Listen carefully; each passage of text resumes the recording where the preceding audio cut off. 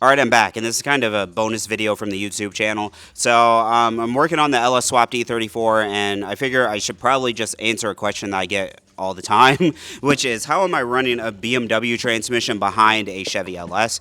And all of that is thanks to this adapter here from PMC Motorsports. So this transmission is a GS6-53bz from a BMW 335 or a 535.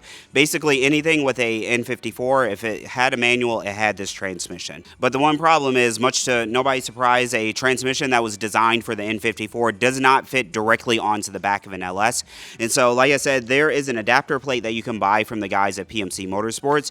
It's essentially two separate plates. The thicker plate goes on the engine side, and then the thinner plate bolts to the transmission side. And then for a flywheel, you can't use your factory LS flywheel. You have to use this PMC Motorsports flywheel for a number of reasons. One, because of the stack height, you need to be able to get the clutch to an acceptable height for the input shaft to actually interface with it. And then the other thing to take note of with this flywheel is that there are no teeth on this flywheel. So this flywheel actually mounts on top of the flex plate, and then it uses the teeth from the flex plate to actually turn the engine over. All right, so the first step is that we actually got to take the flywheel off of our factory LS. And so this car was an automatic, so it doesn't have a flywheel per se. It has a flex plate, but that's actually a benefit because we need this flex plate to work with our flywheel from PMC Motorsport. So let me get this off of here, and then I'll kind of explain what I was talking about.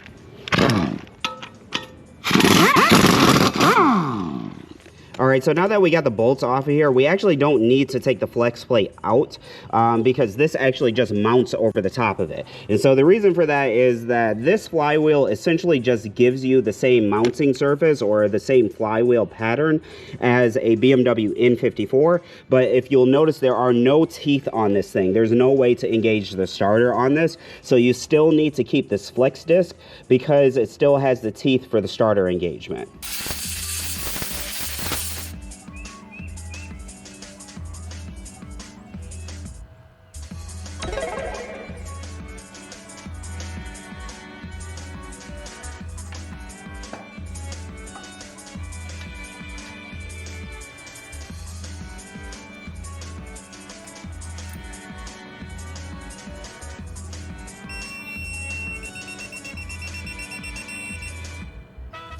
And then once you have the flywheel bolted on, things are actually pretty easy in terms of clutch selection, because essentially what you have is an LS engine with a N54 flywheel on it. And then at that point, you can just order any clutch combination that you would use on a factory N54 car.